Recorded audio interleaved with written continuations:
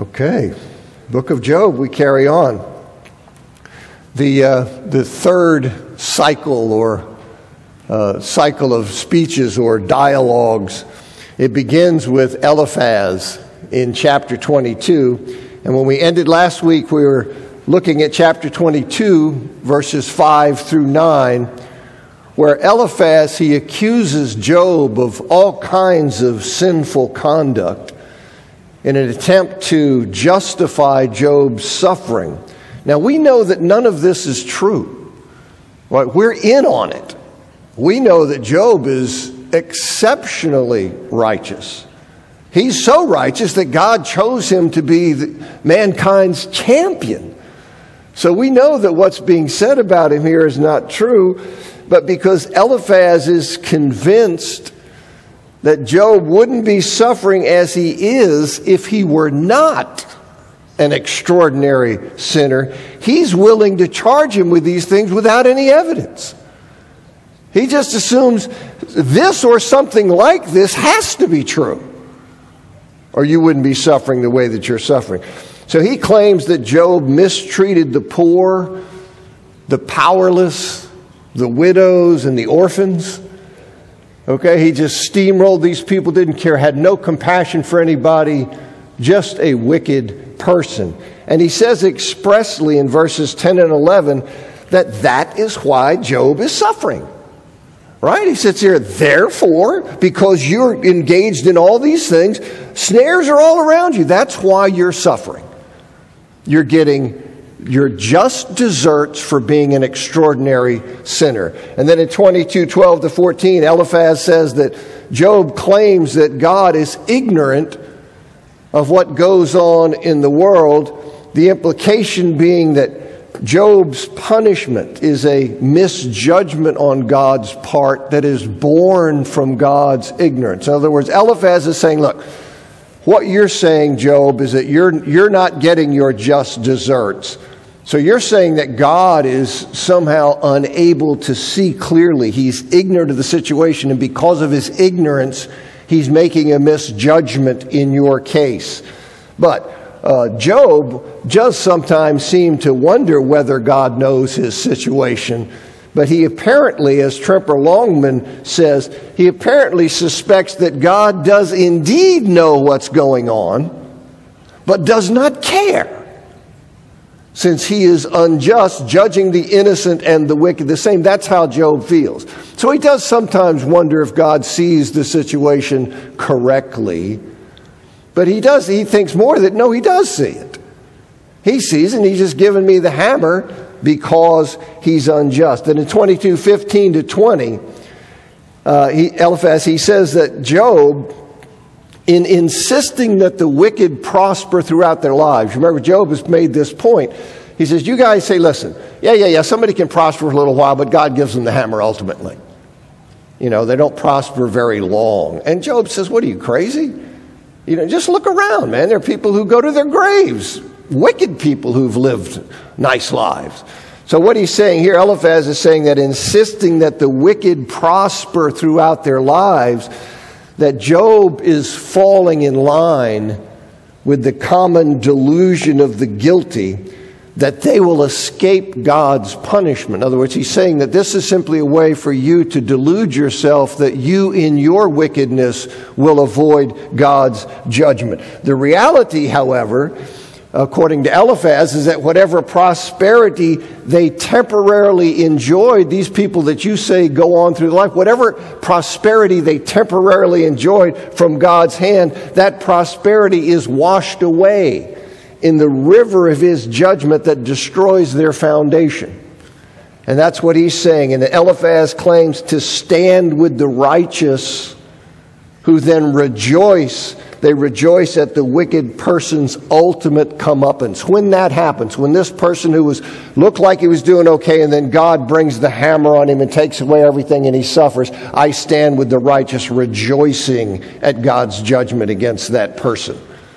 So then he says in 22,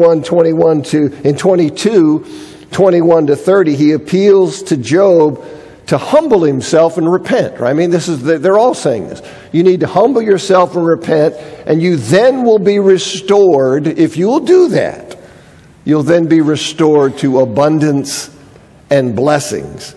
So Job then in chapter 23 and 24, 23, 1-7. So Job now, he responds. And he speaks in 23, 1-7 of his suffering.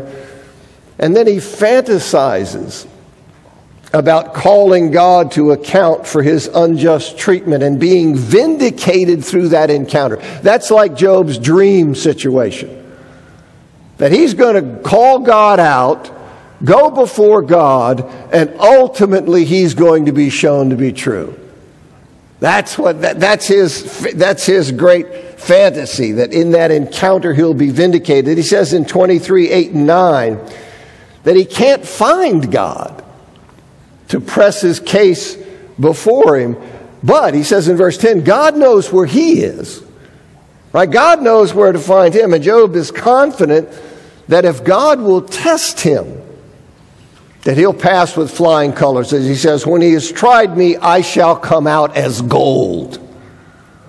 Okay, so he knows that if he'll get tested, he'll come out with flying colors. And Job is confident of the outcome of that encounter that he's longing for, because as he says in 23, 11 and 12, he is righteous.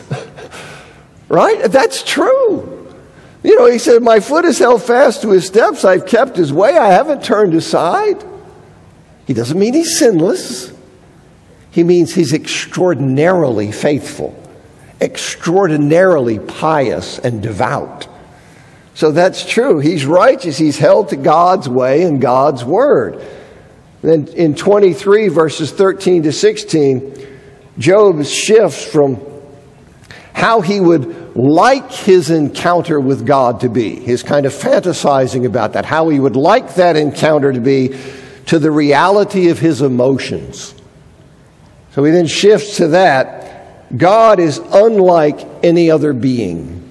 Right? God is unchangeable. I mean, God is different. He is other. And he's unlike any other being, which introduces a kind of wild card factor into encountering him, right? I mean, he's very different from you. And so that brings up this uncertainty and this wild card factor in encountering him, and the fact that he's all powerful. That combines with his inscrutability, that he's this different kind of thing. Then he's also all powerful. That those two things combine to terrify Job. Like, Job is terrified. Nevertheless, he says in 23:17, he says that he won't let his terror and dread, he won't let that keep him from setting his case before the Almighty. This is what he wants to do. So it won't do that. And in chapter 24, verse 1, he asks why God is not acting in a timely manner against the wicked. Right? Contrary to the expectation of his friends with their retributive justice, where they're saying, no, God takes care. You know, you might prosper for a moment, but God's going to put the hammer on you if you're wicked. You're not going to live out a life like that, contrary to what you're saying, Job. So he wants to know why God isn't acting in a timely manner against the wicked. And then in chapter 24, verses 2-17, he gives a list of the crimes of the wicked, which includes in verses 5-8 and also in verses 10-12 a portrait of the pitiable condition of the orphan, the widow, the poor, and the needy, upon whom the wicked prey. Look how these people, how difficult their lives are, what's going on. And you've got these people who are just preying on them and consuming them and destroying them, just to enhance the picture of their wickedness. The wicked carry on with seeming impunity while the pleas of the suffering go unheeded. Look what he says in verse 12. From out of the city the dying groan, and the soul of the wounded cries for help. Yet God charges no one with wrong. Right? This is how Job sees the world here in his suffering. That this is, look, he's focused on these exceptional cases and these things, and just said, this is how God is.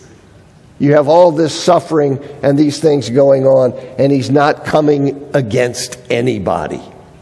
They're all running around consuming these people and butchering them.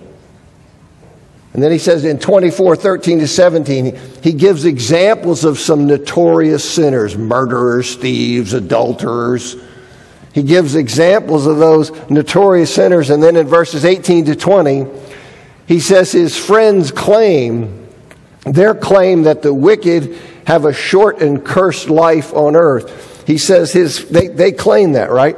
He says, you say, they're swift, then they're taken out. The wickedness is broken like a tree.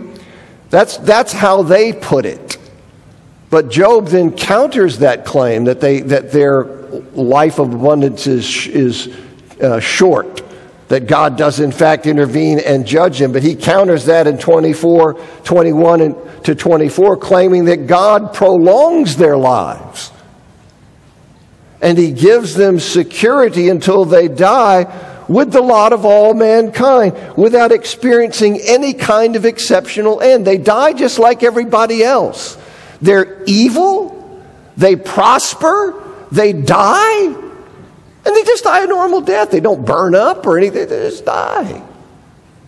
And see, so he's saying to them, look, your view of how God works in this world is simply not right. And in 24:25, Job challenges them to deny what he's just said, right? He's just laid out this counter case to him and said, if it's not so, who will prove me a liar and show that there's nothing in what I say? Right? You guys are out saying that, no, God's, he's micromanaging this thing. Wicked boom, prop boom. Let him come up. And he says, just look around. That's not how it works. Right? We have many examples. And so they're wrestling through that. Now, Bildad, his short speech in chapter 25. So we're in the third cycle, Eliphaz, Bildad, Zophar, right? First cycle, they speak, Job speaks following each one. Second cycle, all three speak, Job follows each one. Now we're in the third cycle, Eliphaz speaks, Job speaks. Bildad here in this short speech in 25:1-6, and the point of his short speech is that God is so magnificent. He's so magnificent that no human can be righteous or pure before him. Indeed, he says humans are maggots or worms in God's sight. So it is absurd for Job to claim he could vindicate himself by establishing his righteousness if only he could get an audience with God. So this guy's going, what are you, crazy? Right? You know who God is? That you're thinking you're going to vindicate yourself? Now, of course, mankind in its fallen state is twisted and alienated from God. And in that sense, mankind can justify the deprecating and even revolting image of maggots and worms, right? I mean, there's a sense that's true. So we could justify that, but it's important to recognize that the image of God in mankind is not extinguished. However we're twisted and bent, the image of God is not extinguished. Humans were the pinnacle of creation, and we are the physical creatures with whom God intends to share his love forever. For all our warts, for all our ugliness, we remain precious in his sight, the primary object of his redemptive work. Okay, so yes, there's a sense in which you can say, yeah, maggots weren't, that's right. But there's also this sense that we remain precious to God and that he longs for a relationship with us. Now, contrary to Bildad, the question about Job's suffering is not whether any human is sinless, right? And this happens in debates or discussions, right, where people go off on, they just kind of change the perspective a bit and they're arguing something else. I don't think Job would say, oh yeah, I could go in there and prove myself to be absolutely pure. No, he wouldn't say that because he knows he's sinful. But that's not the point, right? It's not whether he's absolutely righteous and pure so that he could stand before God as a worthy being. No one but the Lord Jesus can do that. Okay? No one but the Lord Jesus can do that.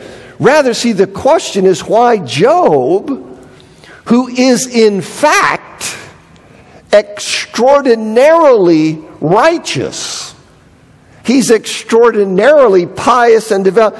The question, why is he suffering so greatly? Why is he suffering like what you would expect the greatest of sinners to suffer? That's the question. It's not whether he can kick in heaven's door and say, I'm absolutely right, I'm justified by who I am. And that's not, but you see how in discussions sometimes people take angles and they kind of miss what's going on. And that's what's happening there. So Job, he knows, see, he knows that he's relatively righteous. He knows who he is. He knows how much he loves God. He knows how much he has served God. All that he's done in that regard. He insists that God is unjust for what's being done to him. And of course, his friends, they reason from the fact that he's suffering so severely that he is a fraud. That he's in fact a sinner, just as Eliphaz accused him of being. And he's just hiding it. Now, 26, 1-4, Job now is responding. He blasts his friends with these rhetorical questions, indicating that their advice to him has been absolutely worthless. You know, we've been going round and round a long time, and let me sum it up for you. You guys are worthless. Okay? Here's these big wise men, you got old people, you got all this stuff going on, and you just have said nothing to help me at all. Okay, so he does that. Their words certainly have not. He says, with whose help have you uttered these words? Certainly not God. You haven't brought me anything from him. That's not true at all. Now, in 26, 5-13, Job speaks of God's fear-inspiring awesomeness and the great power that is manifested in God's works. You see, Job can affirm those truths as well as his friends. God's greatness and God's power, those things are not the issue. Now, some of the verses here in that section, 5-13, warrant special comment. So let me just, you look at them and say, what is this about? He says in verse 5 that the dead tremble as do the waters and their inhabitants. And they tremble because, he says in verse 6, there's no hiding place from God, even in the realm of the dead. You see? So he knows God's awesomeness and power in these things. There's no hiding from God. And he refers in verse 10 to God's establishment of the horizon, which encircles the earthly observer. So like if you're out in the open space or if you're out on the water, right, you have this horizon all around you. And this is what he's talking about here when he refers to it. He's inscribed a circle on the face of the waters at the boundary between light and darkness.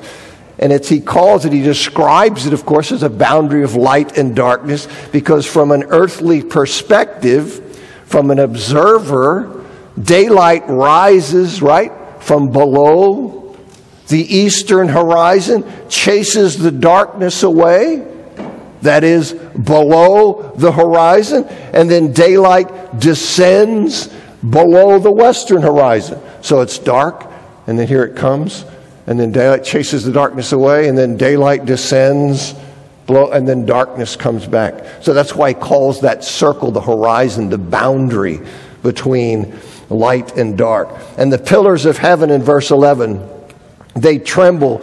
They're amazed at God's rebuke. Those pillars of heaven, that's a poetic reference to mountains. Okay, mountains, they are great formations that reach into the clouds as though supporting the vault of the sky. So it's a poetic way of saying that the mountains tremble at God. Okay, he's that awesome, that great. And then the reference in verses 12 and 13 to the defeat of Rahab and the fleeing serpent.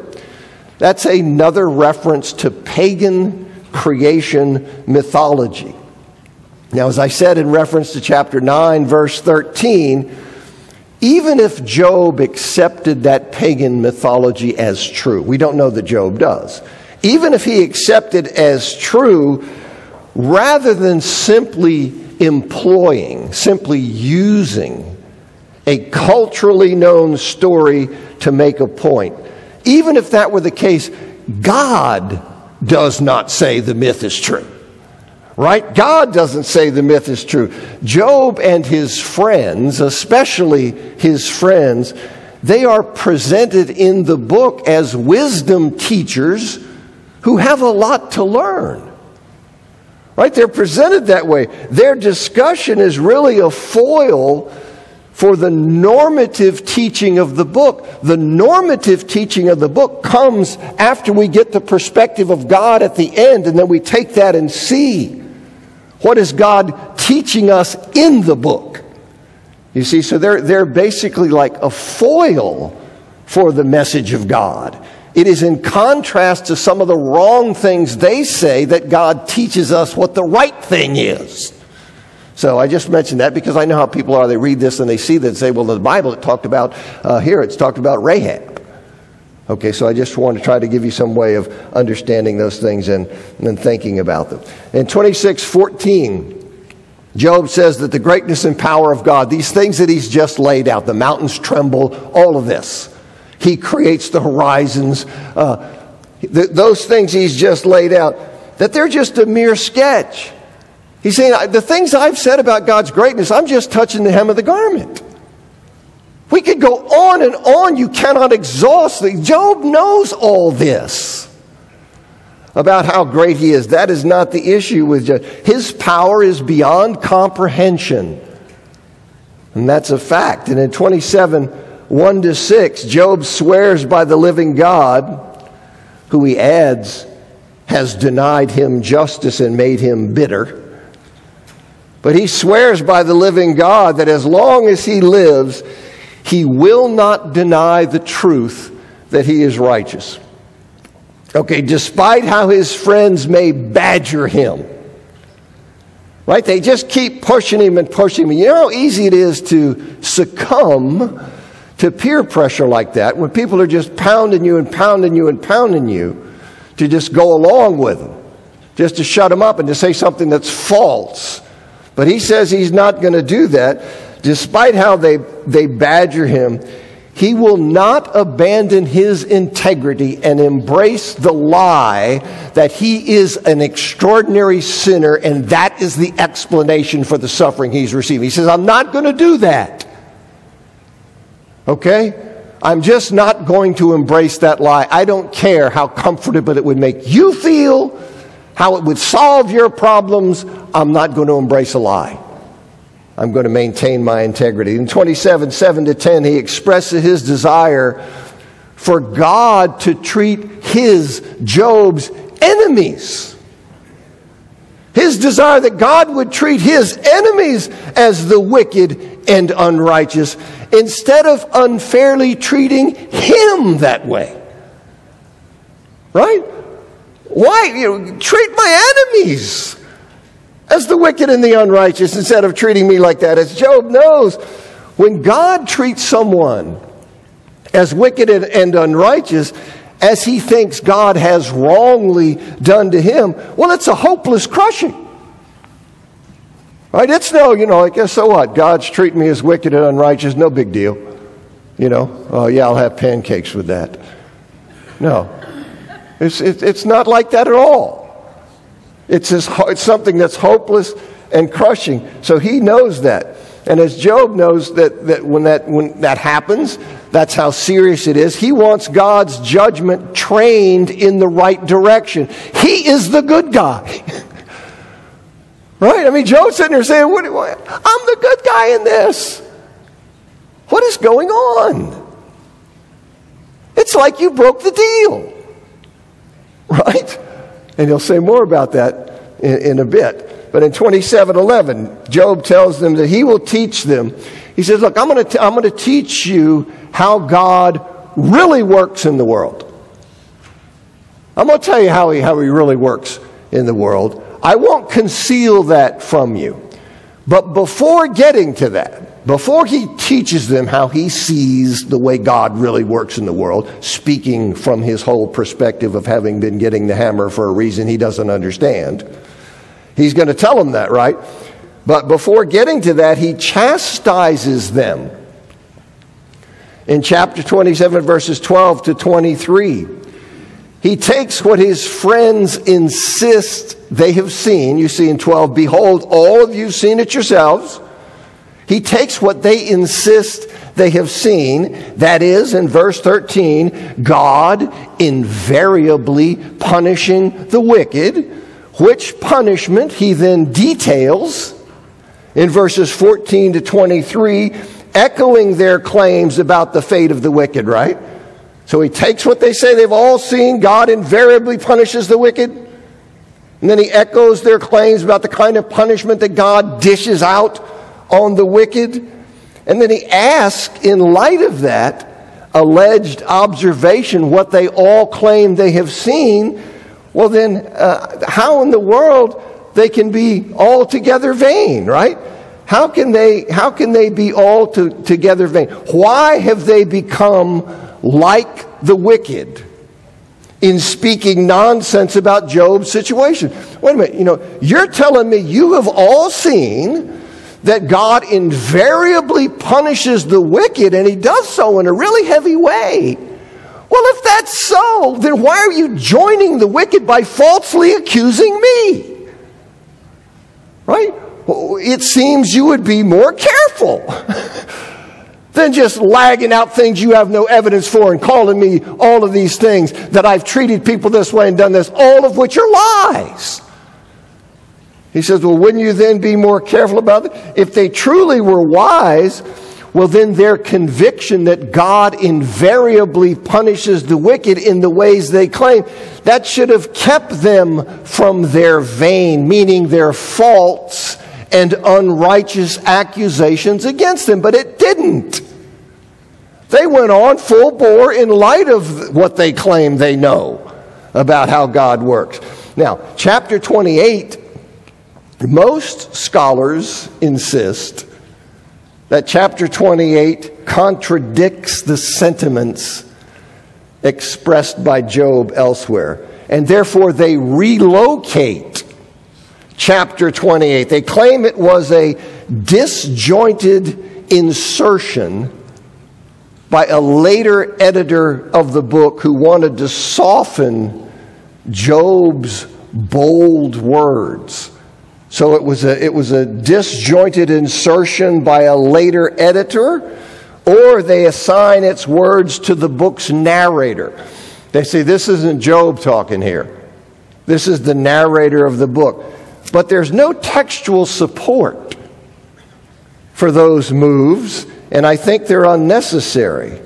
I don't believe Job is here acknowledging and bowing before the Lord's vastly superior knowledge and wisdom, and thus already accepting the perspective of the book's end.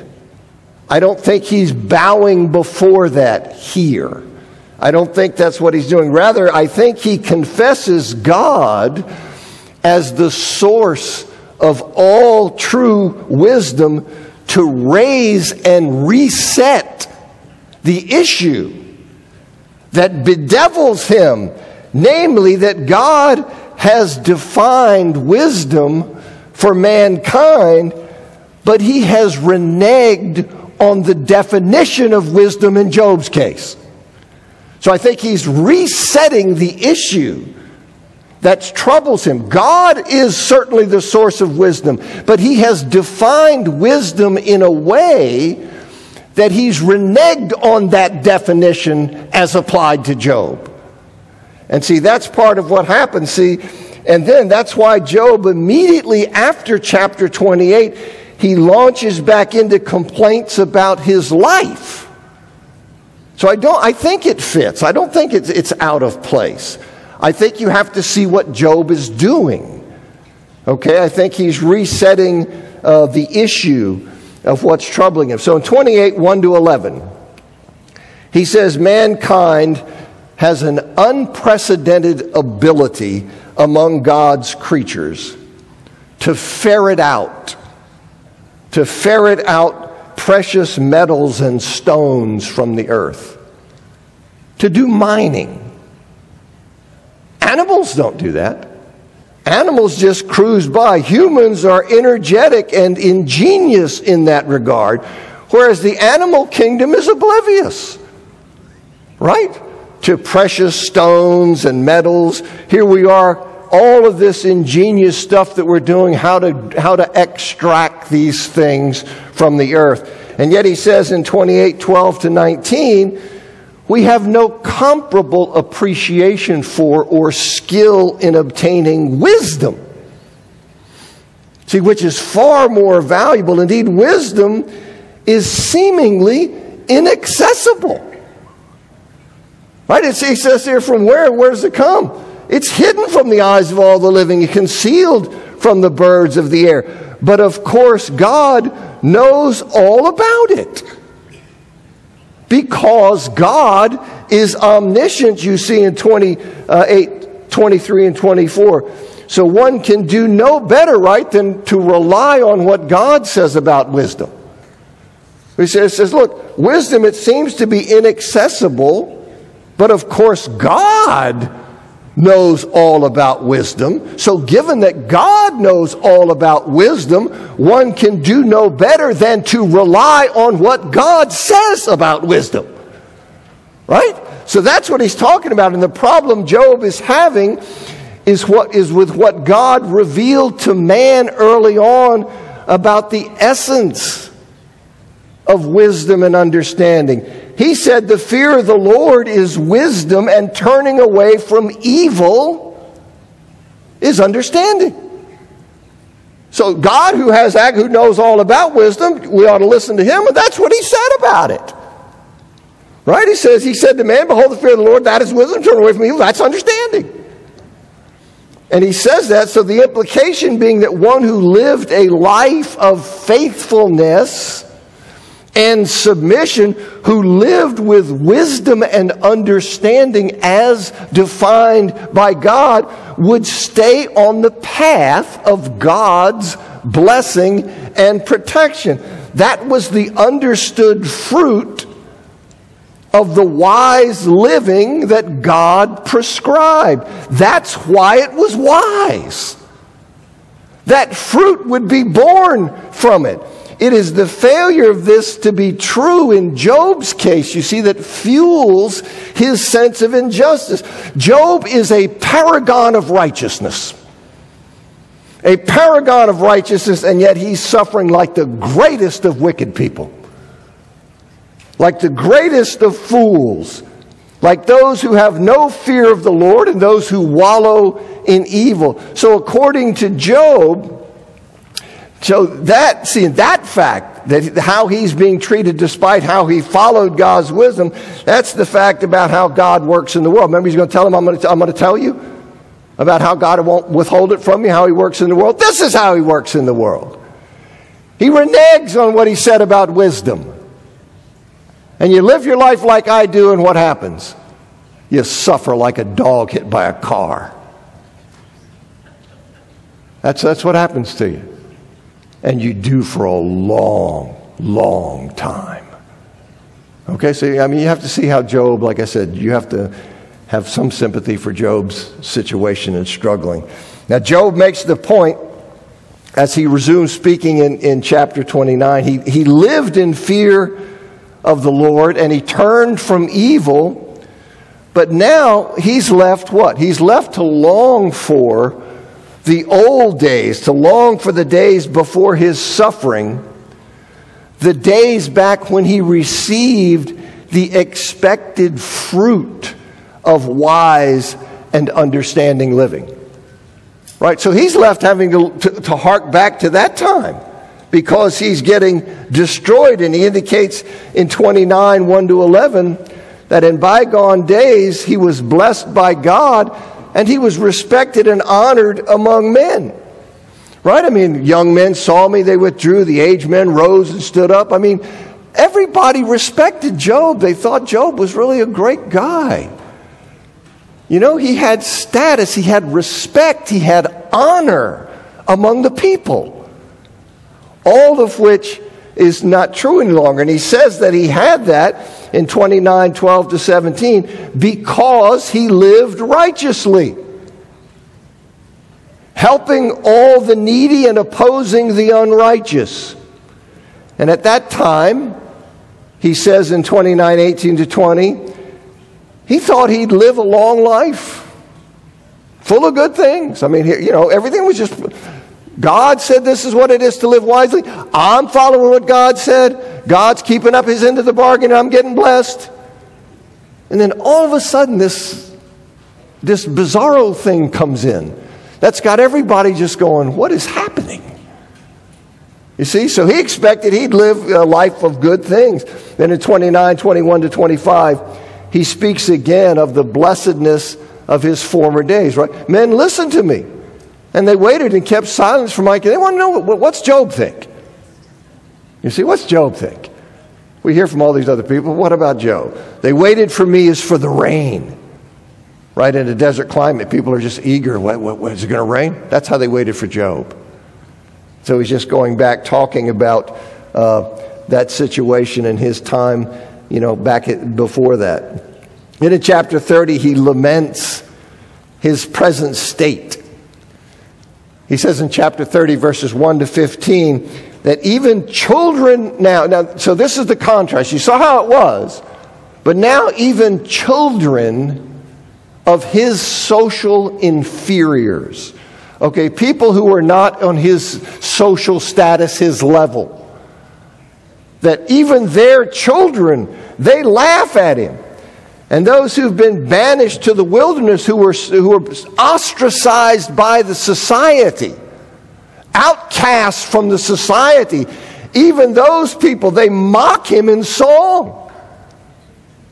So he's out wandered among the homeless or whatever it is, and they're making songs laughing at him.